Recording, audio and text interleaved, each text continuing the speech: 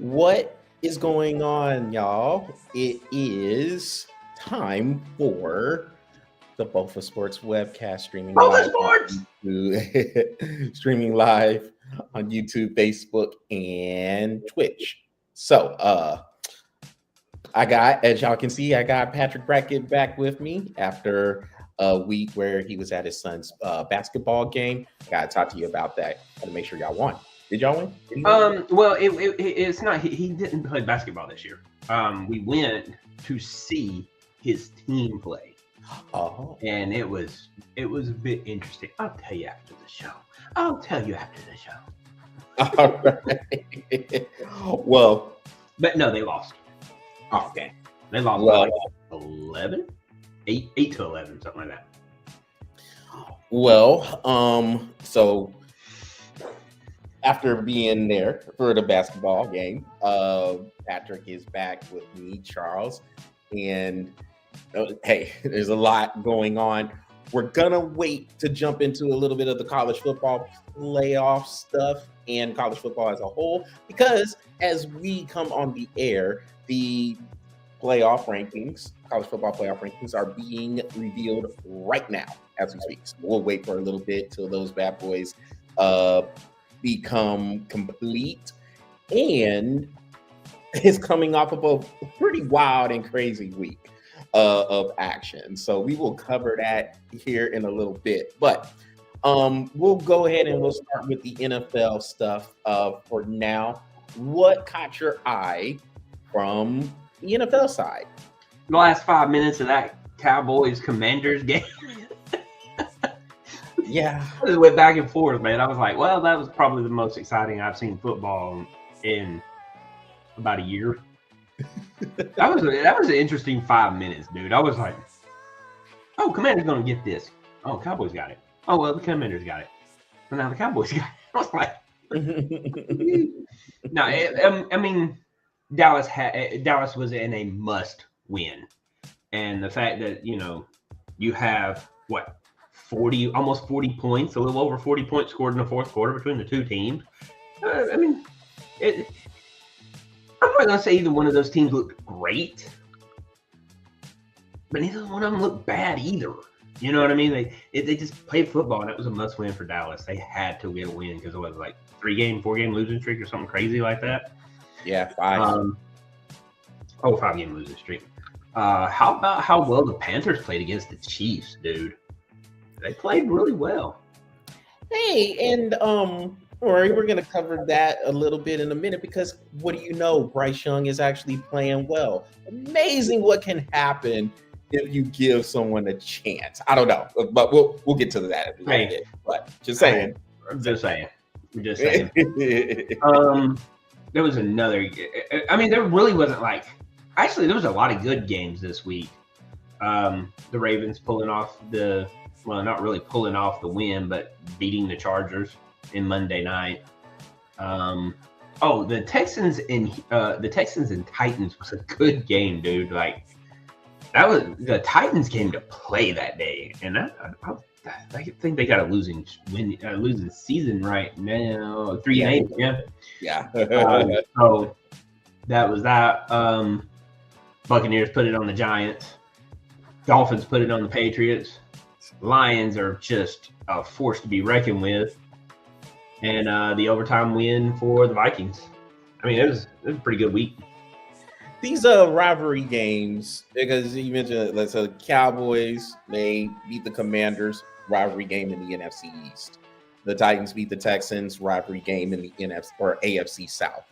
And then another rivalry game that took place on Thursday night with the Steelers and the Browns, rivalry in the NFC North, and the Browns won. You have these divisional games, man. I mean, these are your toughest ones in most cases, regardless of the record, because those teams know you the best out of anybody else. So they're going to know your tendencies. There's not too much you are revealing that's going to surprise them. And you just have to execute the best you can. And if you're a little bit off, you can get beat. So you have these teams in the Commanders, Texans, and the Steelers who have good records, still have good records. they got tripped up by divisional opponents. Yeah. And how about the Browns getting that win over the Steelers in 2 inches of snow? Yeah. Give it to Chubb. Give it to Chubb. Yep. That was kind of crazy. I saw that and I was like, I didn't even know it was snowing in Cleveland. And then I saw that and I was like, huh. And I mean, you couldn't even see the field. It was just lines.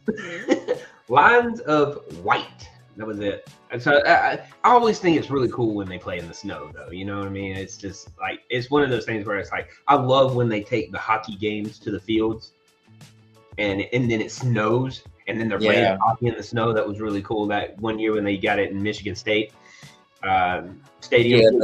Yeah, the Maple Leafs and the Red Wings played in the University of Michigan State, the big house as they call it. Yep. It was so cool. To me, that's like, I love sports in the snow, but I only like to watch it. I don't like to be here. That's why I love baseball. Baseball starts wrapping up in October, and then it gets cold. I'm a summer sport fan, and then I'm a winter fan when I get to watch it from the warmth of my house. So for those who don't know, with Patrick, anything below 70, 75 degrees is pretty much a no-go for him. Yeah. So I'm like, yeah. They're like, well, don't you got to get that workout, get that beach bod? I was like, no, it's time to get the bed bod. Bed bod's coming back in full effect when it's cold, baby. It's back in full effect. Then I'll work on, my 4-pack later. Yeah. my 4-pack and my roll. I'm good with that. What caught you, or excuse me, what is catching your eye for the week coming forward? So there was only 2 games that really is catching my eye. Well, I guess there's actually 3. That Packers and Dolphins game, I think, is going to be a pretty good game. Let's say this: it has the potential to be a pretty good game if the Packers or if the Dolphins decide to play the way Dolphins should play. It should be a pretty good game. Falcons and Chargers is going to be a pretty good game. I look at the Bengals, man, and that 4-7 record is just laughable, man. That is a better team than 4-7. That defense just has got to step up at some point. But I mean, that's going to be a pretty good game. Cardinals and Vikings. Hell, I went more than 3, didn't I? Cardinals and Vikings is probably going to be a good game too. Yeah, the Steelers and Bengals is interesting because, like you said, with the Bengals, they're sitting at 4-7. They could easily be at least 7-4, 8-3. Yeah, and probably should be. Yeah, and that offense is pretty. I mean, they're explosive. Dude, you got Joe Burrow throwing 27 touchdowns and 4 interceptions, and you're still 4-7. Yeah. And so it's something to watch with Cincinnati because they have the potential to get hot. They can get going and they get a 4 or 5 game winning streak.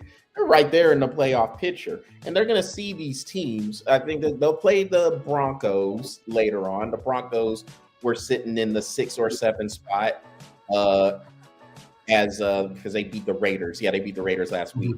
And so they're going to see them later on in the year. Maybe that can be a game that can get some things together in terms of playoff seeding. But the Bengals are a dangerous team still. I know they're sitting at 4-7, but if they can get some defense with the way they're playing offense, no one's going to want to see Cincinnati come. They can just make a wild card at this point. They'll be happy, and Cincinnati is like, remember those Eli Manning Giants teams? They were like 8-8, and they just win Super Bowls for whatever reason. Just get in the dance, man. Just get in the dance, and that could be Cincinnati because that 4-7 record does not represent them. I know you said 7-4, but man, like 8-3, man, they could be 8-3 right now. Yeah, that's what I said. 7-4, 8-3. They could have been easily. And Joe Burrow is probably the hottest quarterback right now. Him and Josh Allen. You know what I mean? So if they didn't have that record, Patrick, Joe Burrow would be right there in the MVP race without a doubt. Maybe the leader. Probably because his QB rating is crazy good right now. I mean, 27-4. I mean, come on, dude. I don't think there's another quarterback that has thrown less than five interceptions. No, not that I know of. You have to look at the stats, but I could go through here, but Matthew Stafford's thrown 7, Purdy's thrown 8. Oh, Lamar Jackson is 27-3. Okay, so there's Lamar Jackson. Baker Mayfield's thrown 9, and this is just me going through here. C.J. Stroud's thrown 9, Matthew Stafford's thrown 7. Where's Josh Allen? Josh Allen. Give me a second. I'll find out.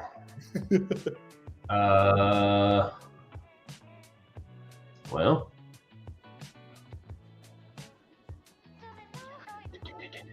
oh, he's thrown 4. Okay. No, 6 total. I lied. 6 total. Okay. He's 18-6.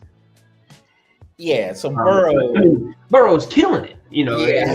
Sorry for the pause on a live cast, but I mean, Burrow is freaking killing it, dude. And if his defense would just step up and give a few stops, I mean, they score 30 points a freaking game, dude. That's winning everywhere else. That's losing in Cincinnati. I mean, come on. You are bringing next gen stats, Patrick. There's nothing wrong with bringing these crazy stats. It's crazy to me. So, and then I got one more game that I want to point out, and then I'm done. Eagles and Ravens, dude. To me, that's going to be the game of the week in the NFL. You got what the Eagles are bringing with Jalen Hurts and Saquon Barkley in the same backfield against the Ravens, bringing Lamar Jackson and Derrick Henry in the same backfield. So I expect that game to be that's going to be physical. That's going to be a game both teams want to impose their will, wear you down until the fourth quarter, and then those running backs break off big runs all of a sudden. Yep. Body blows, and then bam, 60-yarder, 70-yarder. So it's going to be a really good game. I'm with you. I think that will be the game of the week there up in Baltimore. Before we get back to college, because they did finish those rankings, and so we'll get into those here in a little bit. But the CJ Stroud. So I think it was funny because you brought up the Panthers and how they almost knocked the Chiefs off with Bryce Young leading them there. CJ Stroud is quote unquote struggle, quote unquote. Now he's had he's been throwing some interceptions, and he had a kind of a Dan Orlovsky moment on Sunday, and he ran out the back of the end zone for safety.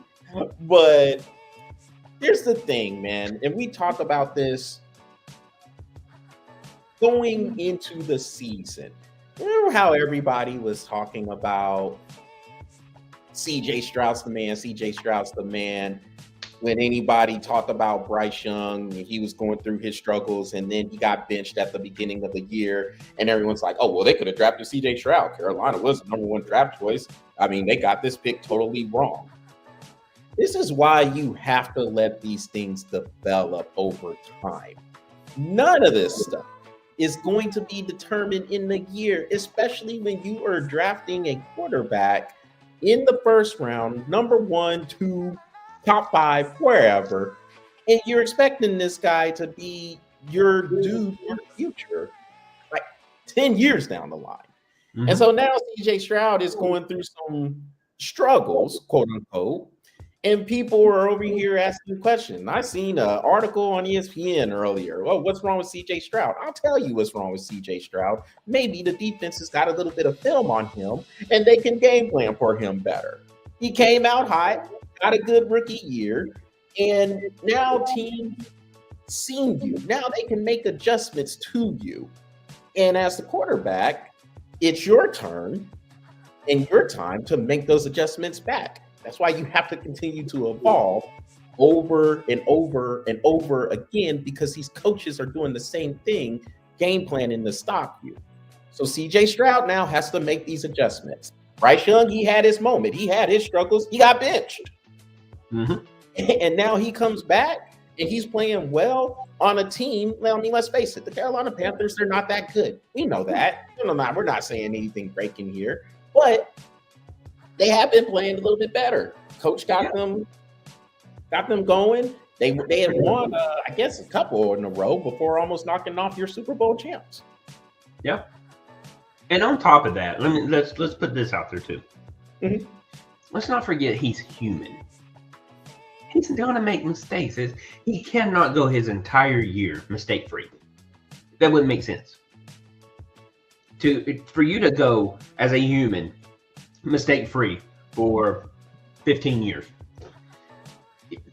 If you can do that, damn. That's all I gotta say. Damn. I mean, what you do? Damn. Okay. He's human. He's gonna make mistakes. He's gonna have bad times. Joe Burrow, look at him. He had his moments where he struggled. Aaron Rodgers had his time. Brett Favre had his time. Matt Ryan had his time. Joe Montana, he had his times. I mean, they're gonna struggle. They're human, and like you said, it's a battle of adjustments, and it's his turn to now make those adjustments. Now it's up to him to see how fast he can do it. This is where you start evolving. This is where you become a quarterback. This is where the game starts slowing down for you. Not because the game actually slows down, but this is where it's like, yeah, I know your ass is coming. Get him. Right there. You block that guy. Number whatever. That's it. The game starts slowing down. You start able to understand your reading defenses. That's when you start getting these slant routes, these curl routes, these deep shots. It starts slowing down for you. But he's got to do his part now. It's his turn to make the adjustments. It's a chess game. It's a chess game every single week. And they got a lot of film on them now. So you're not sneaking up. Yeah, you're not sneaking up on anybody anymore. And then, that's the thing. You come in there, you're playing hot in your rookie year, and you put up some numbers.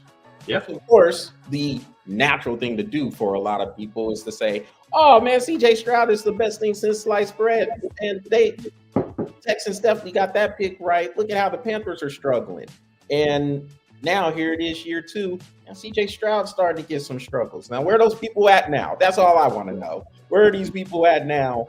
They're behind their keyboard, not saying nothing. and then on top of that, if there is quote unquote struggles, now they're like, "Oh, what's wrong with CJ Stroud?" Ain't nothing wrong with CJ Stroud. People caught up to him. That's what's happening. Yeah. That's the reason why these people are the 1%. They're the best of the best of the best. That's the reason why they play. You're not gonna. That's the thing is people still have to understand is CJ Stroud's not gonna come out here and out athlete anybody anymore. Now they know, and these linebackers can run just as fast as he can. So good for them. Good for CJ Stroud. Hey, you got their attention. Now it's time to get their attention again and make the adjustments and win the game. Good luck. Yeah, as simple as that, man. And one more note before we go over to college. Man, Patrick, my team, boy, the San Francisco 49ers, they look bad. Got embarrassed. They got housed in Green Bay against the Packers. Here's the thing that's a little bit concerning to me. Now, big picture, we could get going. We could make a run, get into the playoffs. We're still right there in the division. I mean, the Arizona Cardinals and Seattle Seahawks are tied at 6-5, and we're sitting there with the LA Rams at 5-6. So the division is still up for grabs. Big picture, things are still out there for us. This game, hard week this week though. Yeah, and this game against Green Bay, this was the first time in a long while that I can remember. Probably in a few years. I'm going to go back to 2020 with this. This is the first time since 2020 that I saw the 49ers get handled. Like, handled. Yeah. Like, Green They Bay got pushed at the line. They got beat in the secondary. They really weren't that solid in special teams. That was a complete handling that Green Bay gave them.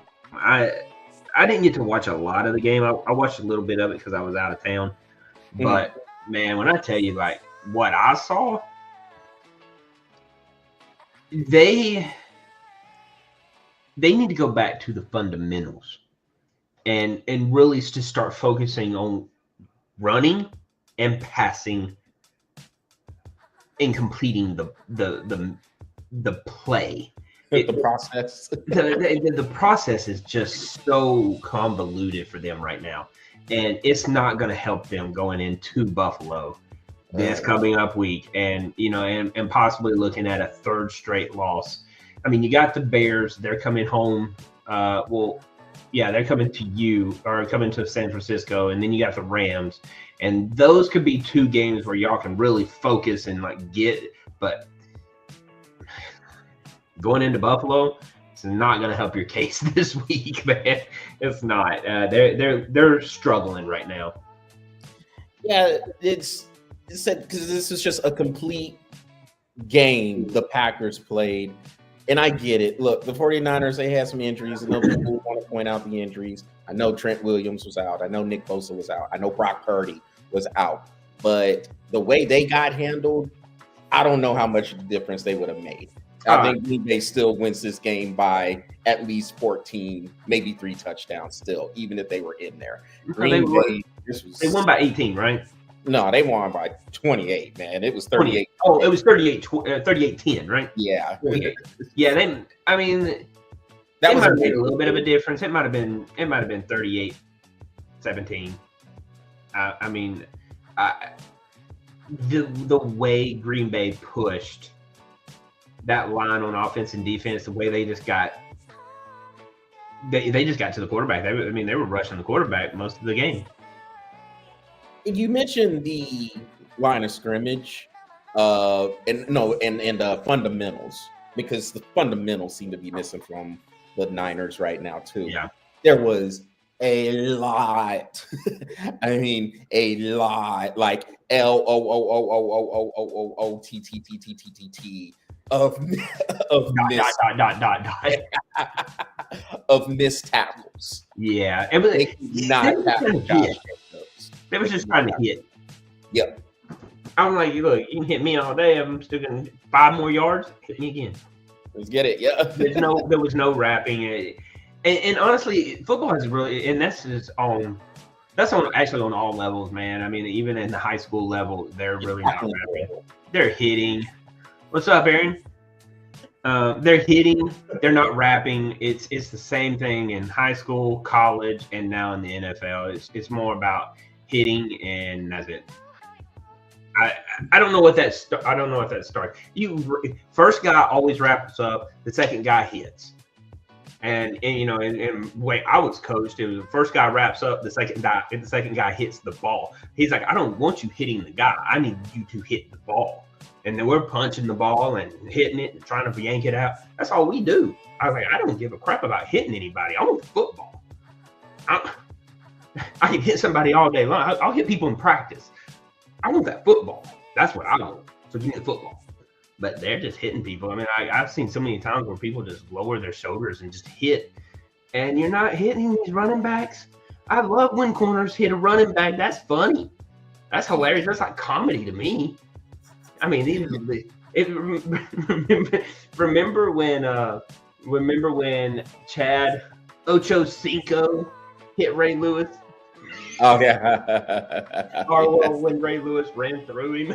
Yeah. That's what it looks like. I mean, when a corner or a safety lowers their shoulder and they hit a running back, they ain't bringing no arms. Bringing no arms. You just bringing no arms, all shoulder. And then they were like, oh, I don't know why my shoulder hurts so much. Well, that's because you probably hit a damn brick wall, bro.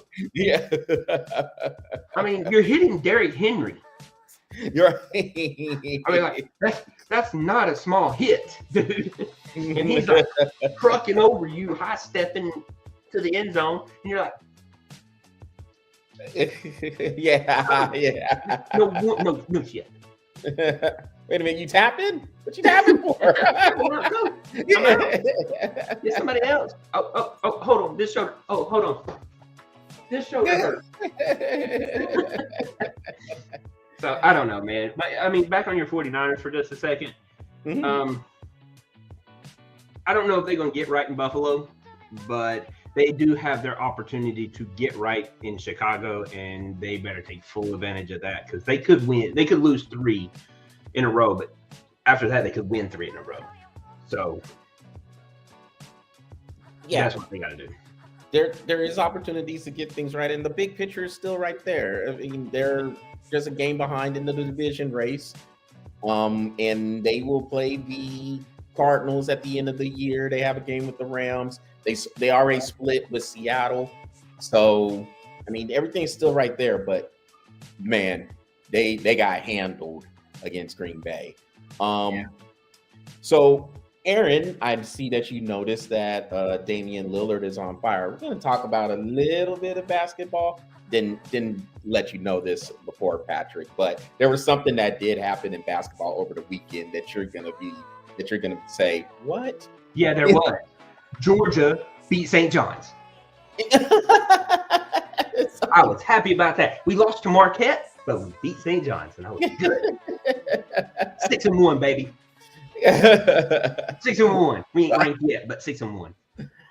Well, Patrick, let's get into college football, and what there was a lot that happened last week, and we're going to jump into a special segment about life in the SEC. But what caught your eye? How about? Well, first of all, in the college rankings, where did Alabama land? Tell me that. Well, it looks like they are out right now. Well, they should be. They should be lower than 20. But I'm going to start right here. Ohio State walloping Indiana. Who didn't see that coming? Indiana hasn't been tested all season. Everybody's like, oh, they should be the number 1. They can't even beat Ohio State. Calm down. Calm down. Let's say that. Still some steps. Yeah, let's calm down. Let's get used to the Big Ten first, and then we'll talk about that. Penn State escaping in Minnesota, dude. Whew, we got that one wrong. Well, no. You picked Penn State. Well, yeah, no, you're right. No, we almost got that one wrong. Dude, how close was I on all my scores this week? What? Yeah, Patrick, you were okay. Don't me. I got close. You were no. So the ones you got close on was PSU in Minnesota. So that one was pretty close because I got the text right here. So you said text right here. I'm just saying I'm pretty close. Oh well, LSU and Vandy was about the closest one. Yeah, I was close. Okay, so yeah. But look how close I was on all those. Man, I was on. Dude, I'm fixing to hit. What I'm getting at is I'm fixing to get 1 or 2. I'm fixing to hit them. Patrick, I was right there on the Vandy LSU. I'm reeling it in. You know what? So look, I said 27. I'm reeling it in. I said 27-17 LSU, and it was 24-17. I've been pretty close to the scores too, Patrick. So it's not. I'm reeling it in, Charles. You ain't getting close as me. Yeah, I am actually, and so you're gonna need to hit one to catch up with me, bro. You bring up the graphic here in a minute. Yes, I will. But I had a perfect week. So, spoiler alert. So anyway, you had a perfect week. I thought you missed. I sure did. But we'll bring it up. Don't worry. We'll bring up the graphic. What? I'm gonna go back because I think you missed one because I know. No, I didn't. You didn't miss the Arizona State one? No, I picked Arizona State. I'm going back. I'm testing. Sounds like I know. Hold on. So when you get a perfect week, I'm challenging. Challenge nothing. Oh, so now I get a perfect week. You want to sit here? You want to try to Challenge question flag. it? Yep. That's challenge flag. shoddy. Very, very shoddy on your part. Dude, and if I challenge flag and I get it right, I get an extra challenge. Okay. Well, you can look at it, but I know because I reviewed all this Saturday night as I'm writing down these scores, and I know I was 6-0. So now you might have. I know you were close to. If you didn't get it, I was surprised because I think I went 5-1. Yes, you did. You went 5-1. I know which one. I think I know which one I missed. I do too. I don't know. I know. I was like 5-1 because I was like, dang it, I missed that one freaking game. Anyway, how about Notre Dame just walloping Army? Holy crap! Notre Dame is looking pretty strong, I gotta say. They look pretty good, dude. They need to stop being little pansies and just go ahead and join the ACC. Right. Just stop being pansies. Oklahoma beating Alabama. Obviously, I brought that up to begin with. How about Florida beating Ole Miss? They come in and whip our ass, but then they lose to Florida. Whatever. Hey, Patrick, how do you handle success? That is the question you have to ask yourself when it's what you got to ask. Ole Miss, Penn State, you got to ask them all the time. How do you handle that? Because if you can beat this team, what good is it if you're just going to lose to Florida? Yep. You know what I mean? Because now you're out of the playoff picture again. And I mean, I know that we're going to go over the bracket, but man, I mean, like they have Miami put in, just you know what I mean. They have Miami as what the third seed going into the bracket. I don't even think they're playing for the ACC now. I think it's SMU and Clemson, right? So or do they still have So yeah, no, you're right. So right now it is SMU and Clemson. If Miami beats Syracuse, they'll be the one to play SMU. Got you. Okay. So there is a play. There's more than just like 2 playoff implication games. Yes, as long as Miami beats Syracuse, they'll be in there to play SMU. SMU's solid. They're in. Yeah. Auburn and A&M, dude. That was a phenomenal game, dude.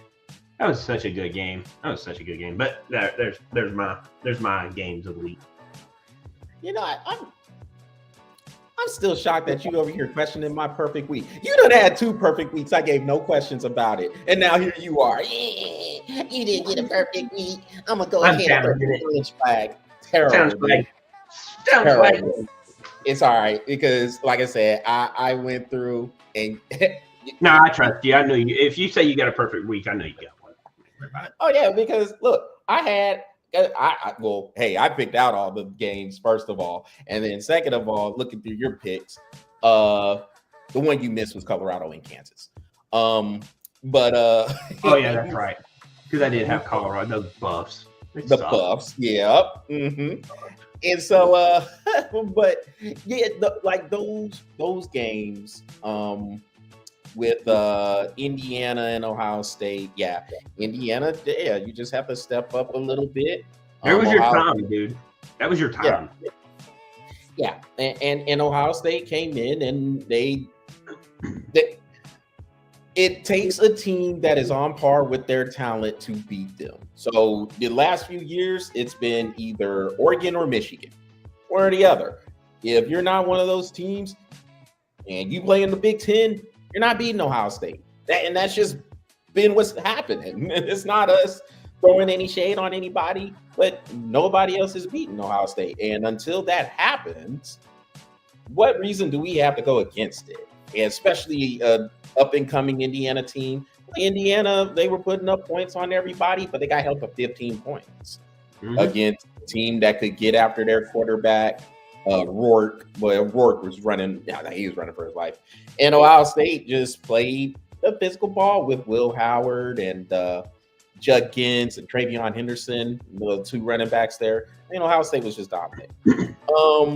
The SEC games, like I said, this is going to get into our life in the SEC segment because as a first-year member of the SEC, dude, I love it, man. Now I do. I mean, I've been sitting there and I've been looking at how the SEC does their thing, and a huge SEC advocate even before we came in there. And it's not that I'm over here just on the SEC, but the best football has been played in that conference traditionally, at least for the last 2 decades. Mhm. And so, and so to actually be a part of it, week in, week out, having to show up every single week. Yeah, every week, or we're gonna get beat. I love it. I love the competition. I love how these coaches, these 3 games, Ole Miss, Alabama, and A&M all getting beat and knocked out. Like it looks okay. It looks really bleak for Ole Miss and Alabama. A&M, we'll get into that in a minute because they'll have a shot because they can still get in the SEC championship game to play y'all as long as they could beat us. More on that game in a minute, of course. But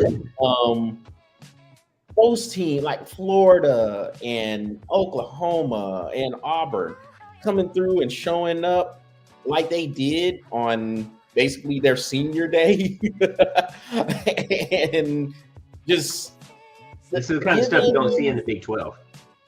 Yeah, or the Big 10.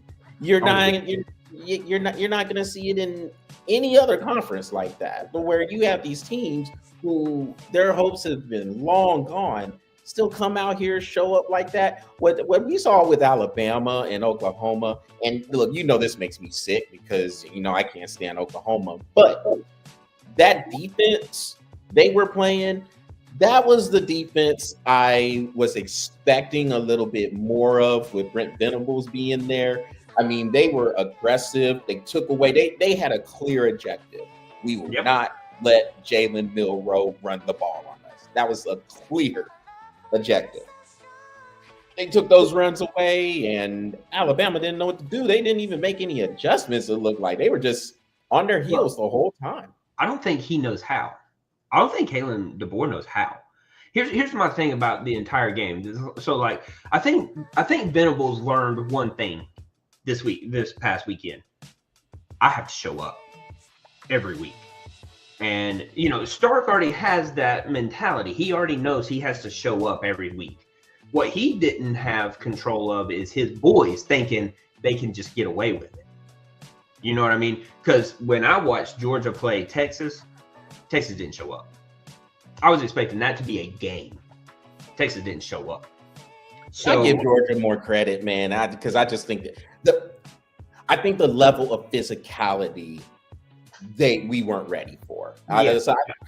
I think we were ready to play, or at least at first. But again, that hit y'all put on Ewers with that corner blitz, it changed so much. Yeah, because that physicality y'all were coming with, that's what told us, hey man, we need to wait to do this. Yeah, we need and you got to play week in and week out. I mean, you're starting to see Vanderbilt stepping up to the plate now. And and don't get me wrong, Mississippi State is far out of it too. But man, let me tell you, sleep on them. You'll catch a nail off of them too. And nothing means more to the SEC team that is already out than to play spoiler alert and knock somebody else out. They love it. Like, that's what pumps me up, dude. It's like, God, we got to play Georgia Tech. And Georgia Tech doesn't bring it like the SEC does. So I'm really kind of like, What makes me nervous is seeing a team a second time. Like, seeing Texas a second time, that scares me. I mean, look, don't get me wrong. I'm scared, but I'm not going to live in fear of it. Bring them on. Bring them on. Because that's how we look at it in the SEC. It's like, oh, man, I don't want to see them again. But we got to. Then let's do it. And we're ready. And we'll leave it out on the field. We'll leave it out on the field. Well, hopefully Texas doesn't leave any trash out on the field. Yeah, but that's too bad. I know. I think they learned their lesson. I really do. I think that was a lesson that they had to understand, that it can't be done like that. And, don't get me wrong. There's a lot of people that was like, man, I was embarrassed for our team like that. And I was like, look, you learn. You live and you learn. Don't do it again.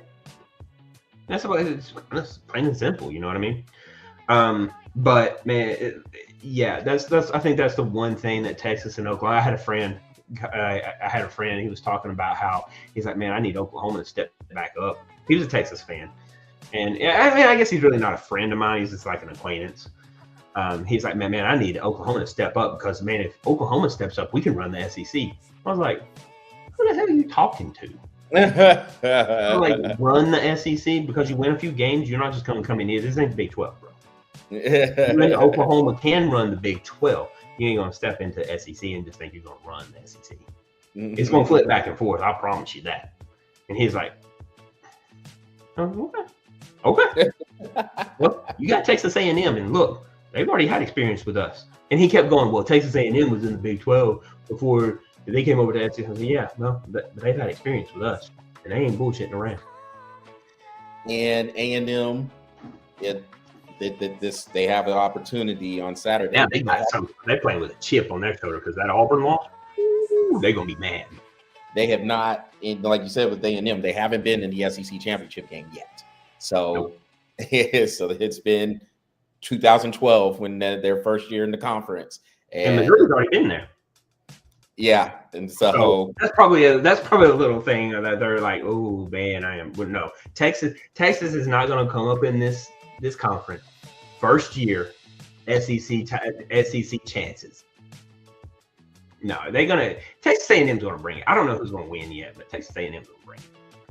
Oh yeah, I mean that game's at College Station, and it's introduction back to the rivalry that should have never went anywhere. But down in Texas, feelings get hurt, money gets in the way, and so there's a lot of upset people. But now the rivalry is back. Of course, again, we'll talk about it, but yeah, it's gonna be really, really fun. Yeah. So before, Patrick, we do get into the this week's schedule. These rankings, what jumps out at you with these new rankings that came out? Well, I don't know yet. Okay, I got you. So your top your top four is still Oregon. Oregon's number one. We're at number two. We is in Texas. 3 is Miami. 4 is still Boise State. Your next, so your Big 12 leader is still the 5th conference champion, and this week it is Arizona State. With their win over BYU, they are in that 12th spot. So as it stands right now, your first round matchups will be. Hold on. Am I missing something? Because I have Texas I'm looking at Texas as 3rd. No, they're 2. No, so they're third in the rankings. But you're looking at the brackets. Yeah, the bracket, they're number 2. And so yes, so your first round matchup would be if it started today, of course. Arizona State would go to Columbus and play Ohio State. Y'all would have another matchup with Tennessee in the 9-8 matchup. Your 11-6 matchup would be Indiana and Penn State, and your 10-7 matchup would be SMU at Notre Dame. Interesting. And then again, your top 4 teams in the bracket is Oregon, Texas, Miami, and Boise State. So what jumps out at you about these? Well, both the rankings or the bracket. I mean, I'm really not looking at the bracket because, I mean, look, the bracket, some of the brackets that I'm looking at, I mean, obviously they're like, well, what do you think about this bracket? And what do you think about that bracket? And then some of them's got Texas versus Tennessee in the 8-9 round, and then SMU versus Penn State and all that. Look, it's like this. I'm not even going to worry about it. And like all the other ones are like projections, but this one right here is what just came out. I'm not even looking at that because I look at it this way. Texas and Texas A&M have to play this week. That is a playoff game, period. Miami, for Miami, that's a playoff game. So I'm going to probably put that to the side right now and focus on the games of the week because I'm getting to the point where as much as that changes, it's not even relevant, honestly. You said you were looking at the rankings, so what caught your eye about the rankings? Alabama being 13th, which is BS. How do you lose 3 games, two of them non-ranked, and you're still in the top 15? Where's Ole Miss at? Huh? Where's Ole Miss at? Ole Miss is 14, which is BS too. And where's A&M at? 20. And I mean, it's just like I'm sitting here looking at Alabama 8-3, 13. Ole Miss 8-3, 14. South Carolina 8-3, 15. And then I look at Ole Miss and Missouri, respectively. Or I'm sorry, not Ole Miss. A&M and Missouri, respectively, 20 and 21. I'm like, how is Alabama not fall to like 20th after 3 losses, 2 of them non-ranked? Yeah, I don't have a good answer for that question. I don't understand how A&M gets dropped to 20. And that, like, if you want to drop them to 16, 17, so you got Bama, you got Ole Miss, you got South Carolina. South Carolina did house A&M. I can understand you putting them below South Carolina, because that's what I think that's what I think the committee did here. The committee went and they looked at head-to-head matchups. So they said, well, Alabama and Ole Miss beat South Carolina, so we're going to keep South Carolina behind them. And then with A&M, South Carolina whooped A&M, so we're going to keep A&M 5 spots, which that's too many to me, but 5 spots below South Carolina. It seems like they're putting a premium right now on head-to-head competition. And the thing with the committee is there's no, even still, what you're seeing a lot right now is the same story that has always been with the committee. There's not a lot of consistency with them, and they just seem to value more stuff than the other, depending on the year. Yeah. And so right now it looks like head-to-head competition seems to be their going rate here. And when it should be strength of schedule, maybe even more so than head-to-head. Yeah, I mean, I guess like you said, these things work out. As I've said many times, these things will play itself out. I think a lot of the rankings, based on back on your point about the bracket and the rankings being kind of obsolete right now and a little bit irrelevant, these things are going to work out.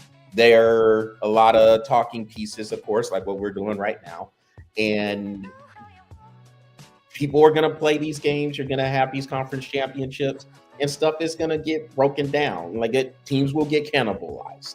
Yeah, it's happening week after week after week. So yeah, I mean, I'll pay attention to the bracket, but man, it's just like I look at it and I'm like, dude, it's gonna be a hell of a game when it's Miami versus SMU, dude, and that could quickly change. And let's just say SMU houses Miami. Now SMU's in the 3rd spot.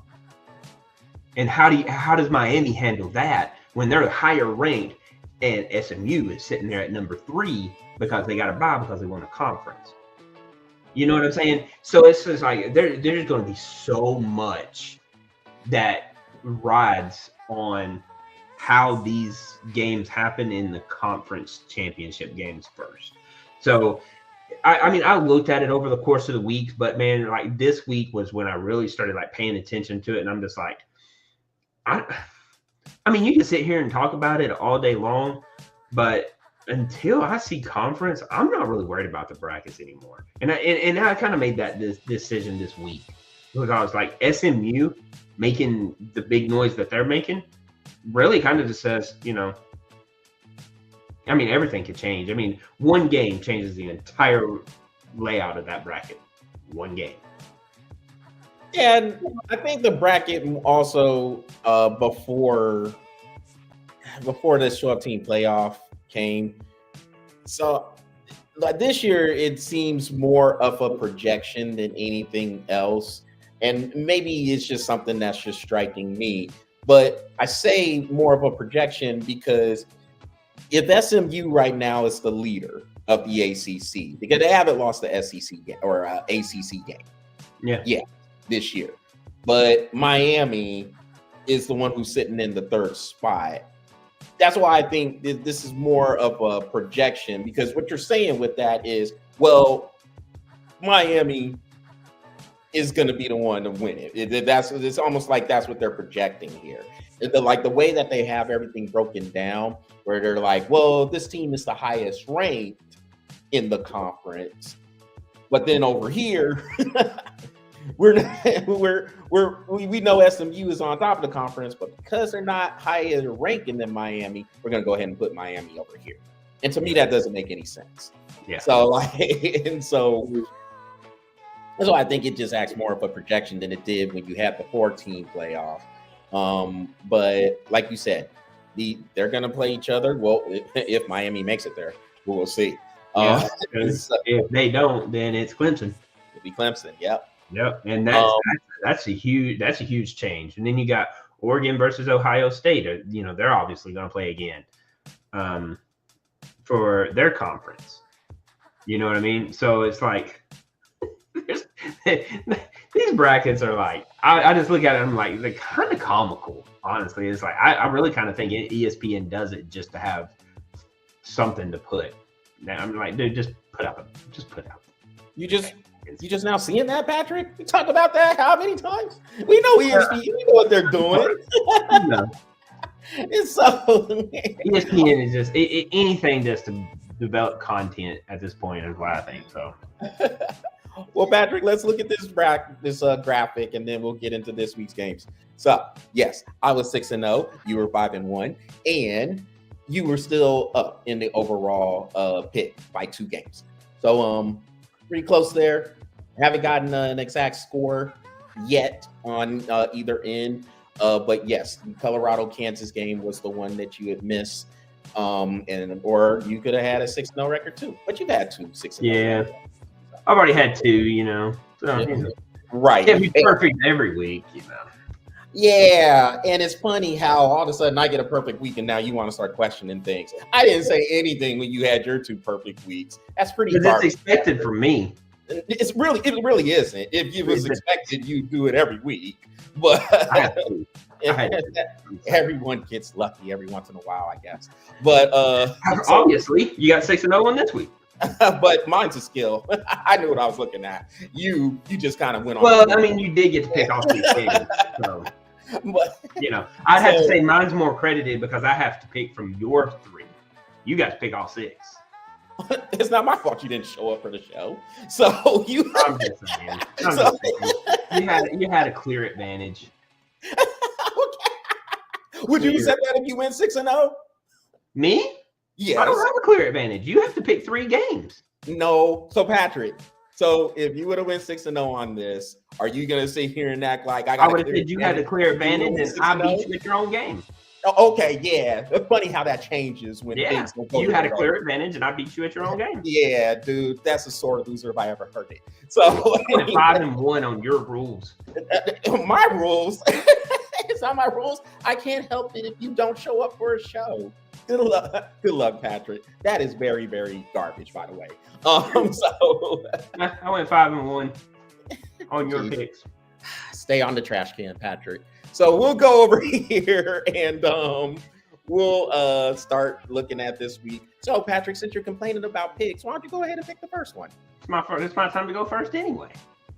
Well, I guess so, since you missed it. Go ahead. Yeah, I missed last week, so it's my turn. Let's go here.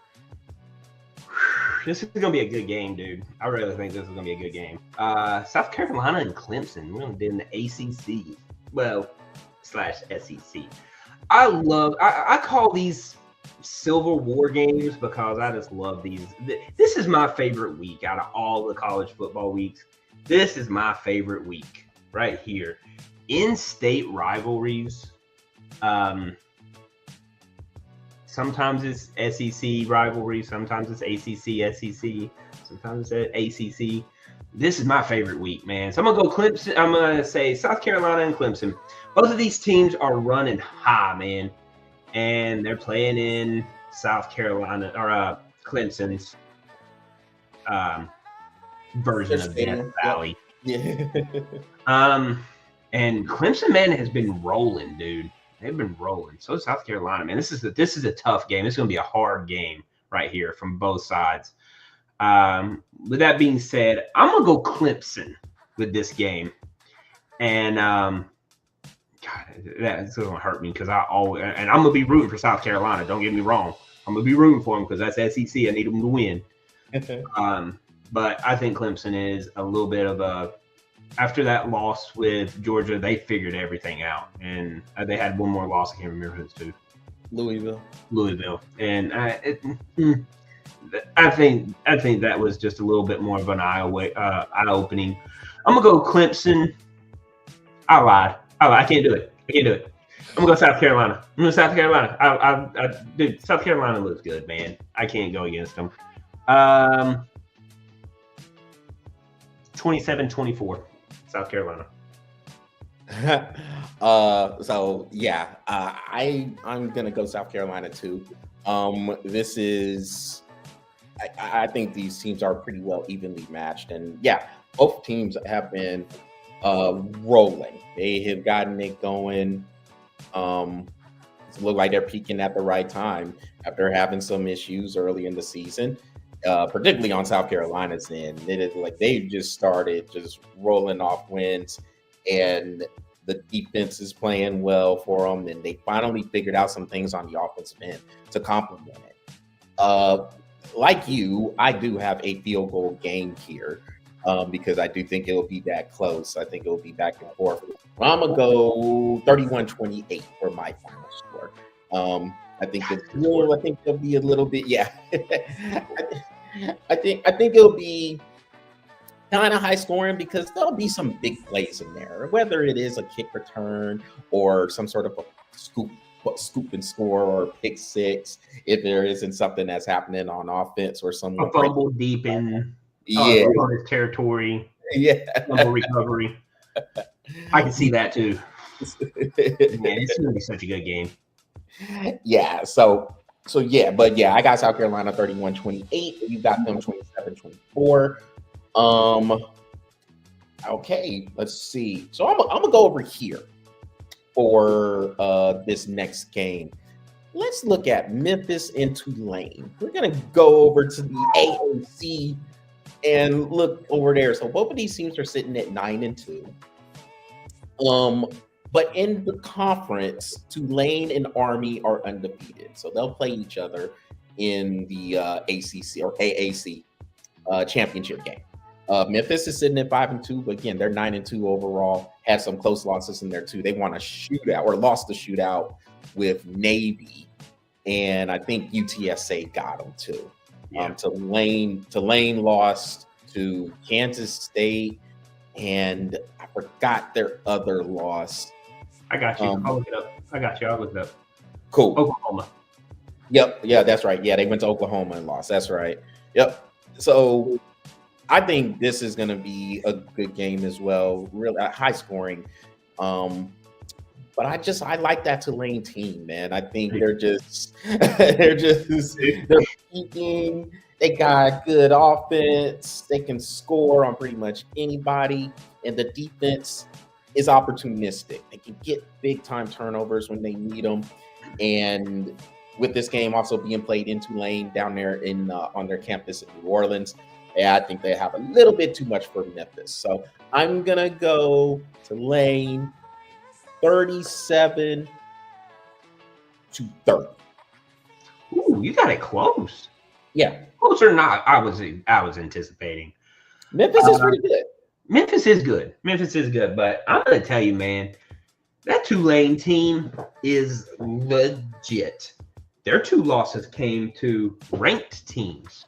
So with Kansas State and Oklahoma was ranked at the time they played them.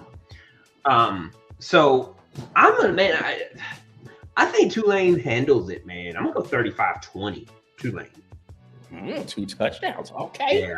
Yeah. I like this Tulane offense, man. And don't get me wrong, that Memphis defense it's good, but I think Tulane's offense is just far more outpowered. Is going to outpower that defense. Yeah, I'm going to go 35-20. Tulane. All right. Well, your turn. Yeah. Well, dude. Here's another game, man. Dude, I love this week, dude. I love this week. And now I know this one is not like an in-state rivalry, but I'm gonna go over to the Big 12 and I'm gonna do K-State versus Iowa State. Okay. And here's K-State. We all know they can score. They a high-powered offense. And sometimes their defense is there, sometimes it's not. Sometimes it holds off just enough. I think Iowa State's far more complete. I think Iowa State is going to. I think they're going to win a big game. I think they're going to win a big game. Plus, they're playing at home. I'm going to take Iowa State. I'm going to take Iowa State 33-28. Yeah, this Kansas State team, they're pretty solid normally. Just a little bit off this year. Like there's times where you would expect them to make those plays that would ultimately give them the game. And earlier in the year, they were making them. Kind of caught a couple of losses where they got handled at BYU earlier and haven't quite recovered the same sense. Arizona State beat them pretty handily at home or in Manhattan, and they lost to Houston. That was a kind of an inexplicable loss because Houston hasn't been that good this year, but Houston was able to rise up and get them. Iowa State is in a 4-team tie right now for the top of the Big 12. So they are tied with Arizona State, BYU, and Colorado. All of them have 2 losses, so there is definitely a lot to play for for Iowa State. Mm-hmm. And then depending on how the tiebreakers go, they could get in there. I don't know all of those scenarios who would be the top, but I think Arizona. Their stuff is pretty simple. Arizona State, if they win, they'll be in the Big 12 title game. And I don't know about the other 3 and what those scenarios are. But Iowa State, I just think they have a lot. That game is in Ames up there in Iowa. And I think because of that desperation, which isn't, of course, always the going factor there, the why teams didn't win. But I think they have a little bit more to play for. Kansas State hasn't quite been the same. So I'm with you on Iowa State winning. I think we'll have this one a little bit lower scoring. We'll go 28-24? No? Yeah, I'm good with that. 28-24 Iowa State. Okay. All right. So I assume we will talk about our rivalry games for the last couple of picks. So I'm not picking mine as a rivalry game. You're not going to pick yours? Mm-mm. Why not? Because I think there's better ones out there. All right. But College Game Day is in College Station, so I would say that one as your third pick. Yeah, of course. Yeah, you can say that one. So you know what? All right, then let's talk about this Miami Syracuse game. And is this your pick? This is my 4th one. Yes. Okay. So Miami, as we had talked about, they have everything right there for them. They win. They are in the ACC championship game playing SMU. And Syracuse has played pretty solid this year. Sitting at 8-3. And Miami has just had all these very, very close losses to get in. Dude, I think Syracuse can pull this out. I do. I do too. Yeah, they are up there playing in Syracuse, and Miami has had a lot of these just close calls. They've been getting by. Georgia Tech did get them though, of course, and it's the same thing that we talked about with these other teams who did catch L's. How do you handle success? Here's Miami. They haven't been up there in a while to where they can have a chance to win a conference championship game or even get into the conference championship game to begin. And I can see a scenario where Miami is just talking mess, believing all those press clippings, kind of like Colorado did. You know, I had to throw a dig at Colorado. But, you won't shut your mouth. Yeah. You won't shut your mouth and play football, man. Exactly. Yep. Don't be believing the press. And hey, Dion even said it himself. That's what happened.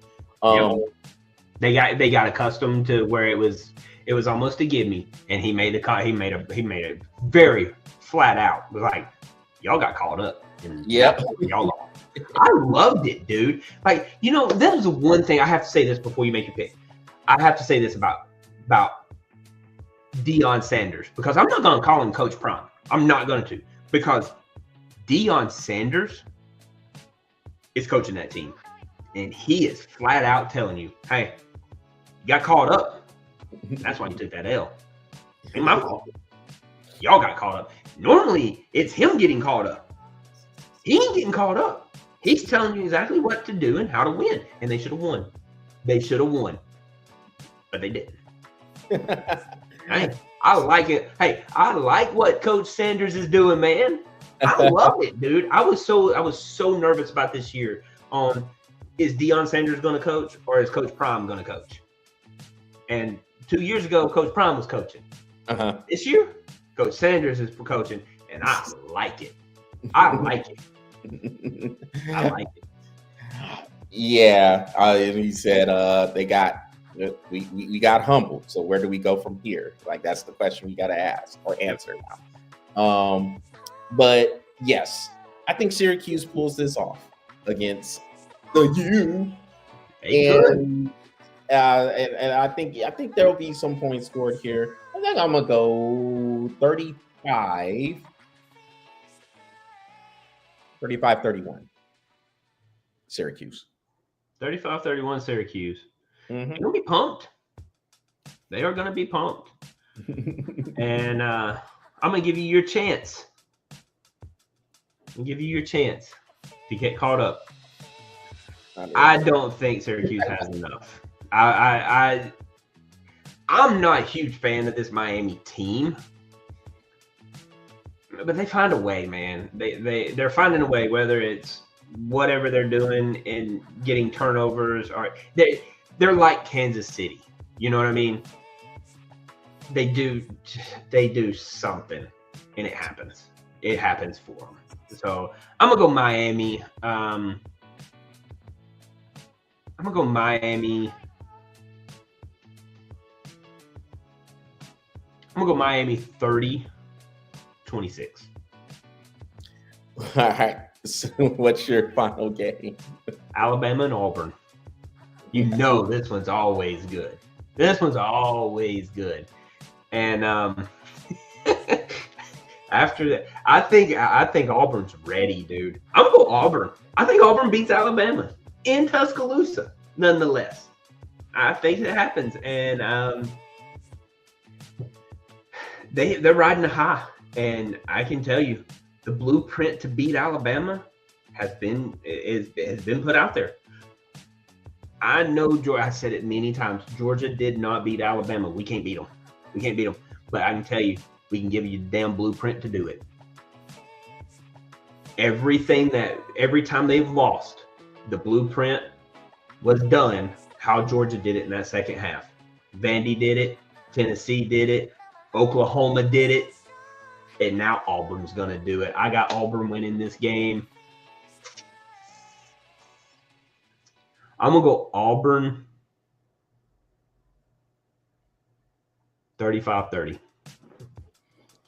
All right. I can see where Auburn got a high, and they did beat A&M. and it looks like things are starting to come together for them a little bit. I just don't see them carrying that through. Now, if they were playing this game in Jordan-Hare, then yeah, I think Auburn. You give them a fighting chance? Not even a fighting chance. I might say they win. But like, I mean, because that gap between Alabama and Auburn, it has closed. It looks like one that this is one where now it doesn't matter where it's played. You sit there in Tuscaloosa, Bama's going to win that game. Like, you would just say that like right away, particularly in the years now that Nick Saban was there, of course. But if that went to Jordan-Hare, hey, some crazy stuff happens. You get a kick six. You get Auburn hanging in there, and they what's that one pass play that Alabama has? Yeah, what you talking about from the Great Digger. The Great Digger. Yeah.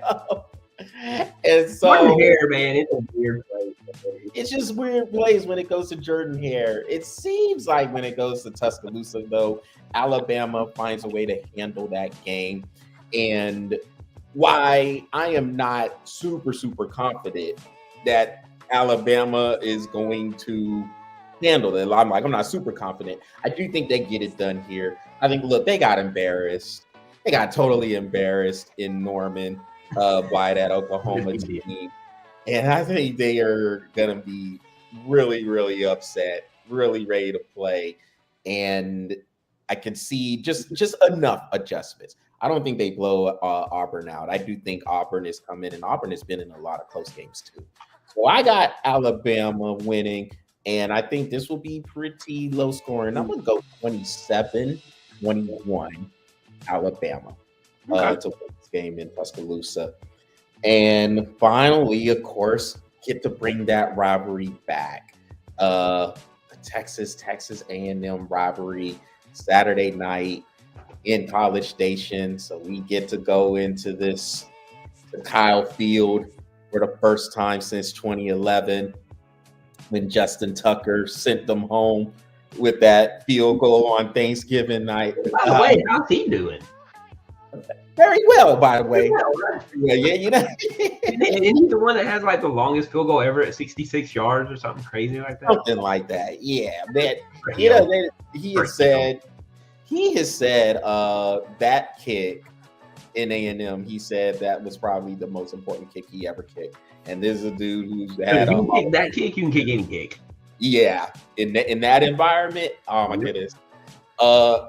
But here it is, man. After 13 years, we come back to Kyle Field, 106, 107,000, however many they can fit in that stadium, and they are going to be rabid.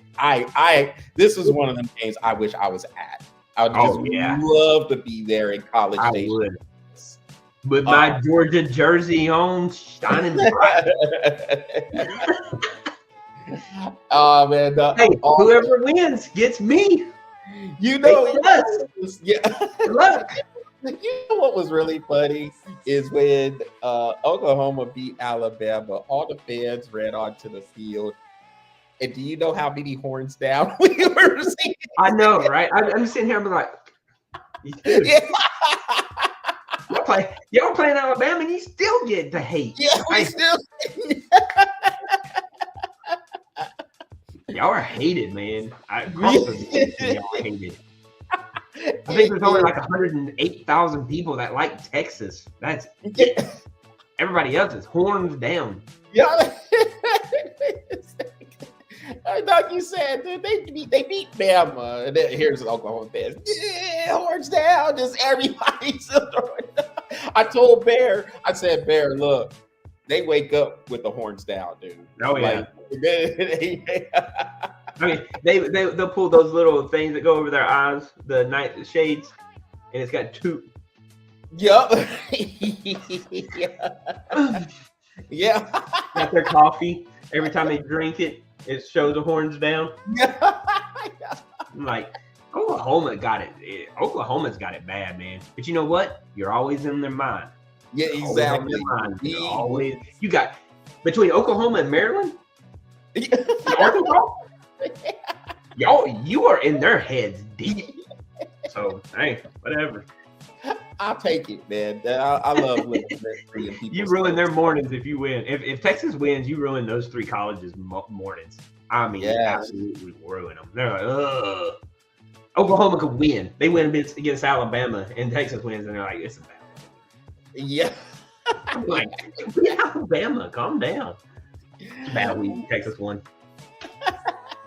but yeah. So there's gonna be 108,000 with our pocket coming in from Austin in that stadium. But there's gonna be a lot of just rabid fans. That environment is going to be something to watch come Saturday night. I'm definitely ready for this game. And as you mentioned, the winner will get Georgia in the SEC championship game in Atlanta. So look, this is one of those games, of course, when I was looking at the schedule, I always tell you, Patrick, the 2 games I fear the most on the schedule, regardless of who we play, going up to Arkansas, going up to Fayetteville, and then this one going to College Station, because I know how much these teams hate us. A&M going to be mad after losing in Auburn. So they're going to be really, really hyped up, of course, just besides the environment and this rivalry coming up. They're just going to be really heavily motivated, and there's so much on the line. With that being said, I think we're ready for this. I think we will handle the business that needs to be handled, and I think we can win by 10 points. And so I think I got us winning 31-21 and getting ready for a rematch with y'all in the SEC championship game, where we have to go into y'all state now. Yeah, you get to come to our backyard. Yeah. And hey, look, all Georgia got to do is win. We technically have 3 home games if we win. Yeah. SEC championship. What's the other one? Chick-fil-A Bowl. Yeah. If we get the 2nd seed, that's the Chick-fil-A Bowl, which is played in Atlanta. It's that Peach Bowl. The Peach Bowl. Yeah, that's when it is. Peach Bowl. Yeah. So, SEC championship played in Atlanta. But yeah. Say again? Chick-fil-A's the sponsor, but yeah. Yeah. Chick-fil-A is a sponsor. Yeah. Peach Bowl, which is played in Atlanta, and the college national championship being played in Atlanta. So hey, look, and George, look, we may not get to host a home game, but we get the chance to host 3 home games. All we got to do is win. With that being said, I mean, look, enough about Georgia. This is about Texas A&M. This is going to be a hell of a game. College game day is going to be there. College Station, 7:30 at night. It's going to be rowdy. Bringing back that long anticipated rivalry, and when Texas and Oklahoma said they were coming, dude, I couldn't wait to get these rivalries back on. And I've told you time and time and time again, Texas is going to be far more SEC ready than Oklahoma. Here we are. You got lucky. How ready are they really? Here's going to be the question. Here is their opportunity. They have proven that they can play in the SEC. Now the pressure's on. And I think that when they see this environment of what it looks like to play in an SEC at this level, can they hold on to that nerve? And I think they can. I think I got a little closer scoring. I think Ewers takes care of business. He takes care of the ball, and as long as he takes care of the ball, I think y'all can do it. But Texas A&M is going to do the same thing. They score fast. You saw that against Auburn. They can score fast. Even when they're down, they don't feel like they're out. So Texas A&M is going to bring it, and it's one of those things where, man, Texas better come ready, because if they mess up at any point, Oh, we can get ran out the stadium. Like I'm not ran out the stadium in a heartbeat. But that being said, I like Texas. I like Texas in this game. I think they can handle the pressure. I think they can handle everything that Texas A&M is going to bring. And as long as they do that, calm the game down in that rowdy atmosphere that they're going to have to deal with, they can do it. I'm going to go 31-28. I think Texas handles it, but they're going to be down by 4 going into the final drive. They're going to be down by 4, and Ewers is going to have to show that he can handle a 2-minute clock in a rowdy atmosphere. This is where he shows he does it. He scores a touchdown. I will see you in Atlanta. 31-28 Texas. Well, all right, Patrick, will shoot, and that will wrap up this edition. So there's our 6 games. Again, we got South Carolina, Clemson, Memphis, Tulane, Kansas State, Iowa State, excuse me, Miami and Syracuse, Auburn, Alabama, and Texas A&M. We are disagreeing on the Miami, Syracuse, and Auburn, Alabama games. You have Miami winning. I got Syracuse, and you got Auburn beating Alabama, and I got the opposite. So we will see how these games turn out with these final scores. See if one of us get one of them right, or 3, because I'll get 3 of them right. But I can only say I'm gonna get 3 right. Yeah. But like you said, rivalry week, man. Best week in college football, man. I know there's we had some really good weeks. I can tell you, man. But if you want good college, what if Georgia and Georgia Tech call it good old-fashioned hate. Here it is, dude. This is the week you want to watch. If you have never watched college football, watch this week. I promise you, you will be a college fan after this week. So, man, all right, we about to hop off here. Before we go, what is coming up for Bro Epic? Well, we have done a really cool collaboration with this company that is local here in our area in Destin, Florida. It's called the Boom Boom Room. It's not what you think. It's a indoor batting cage facility. It's not that. We are fixing to do a show of epic dodgeball. I'm in the process of writing that show. It's almost written, actually. I got to talk to them and do a little bit more behind the scenes of that, but we got epic dodgeball coming. We finished off our bucket golf, and we're fixing to come into our pop darts challenge, and it's a bracket just like this.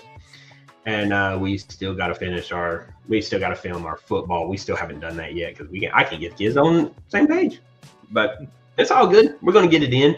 We'll get it in before the season's over. Because that show's been written for 3 months now. But yeah, we got those 4 things going on, and we got a lot of cool stuff coming up. So. Like we said before, Patrick is on Bro Epic channel is on all those social medias. So just look it up. Yeah, go check out that swag shop. Look at those new logos we got too. Yeah. pretty sweet. And so, lots of stuff coming up for Bro Epic. And as for this product, y'all already know, we're on most of the social medias too on there. And listen to us where you check out your favorite podcast. So with that is what we are breathing off for tonight. Y'all make sure y'all visit the BOFA Sports YouTube channel, smash that subscribe button, and follow the BOFA Sports Facebook page. Everybody have a wonderful and happy Thanksgiving. Wherever y'all are going, if you're taking a road trip, if you're on the plane, if you're taking a train, I hope everybody gets back safely, gets up to their destination safely, and is able to come back home safely as well. Everybody take care of yourselves, take care of each other, and again, have a wonderful Thanksgiving. You have a lot of sports that is going on to kind of help you guys with the entertainment value while we're eating all this good food. So, and just enjoy the moment. So everybody take care. From Patrick and me, everybody have a happy Thanksgiving. And we will be back next week to go through some of this rivalry week, and then it'll be conference championship week. So lots of fun coming up. But until then, yeah, everybody, happy Thanksgiving. Take care of yourselves, and we'll see you on the other side.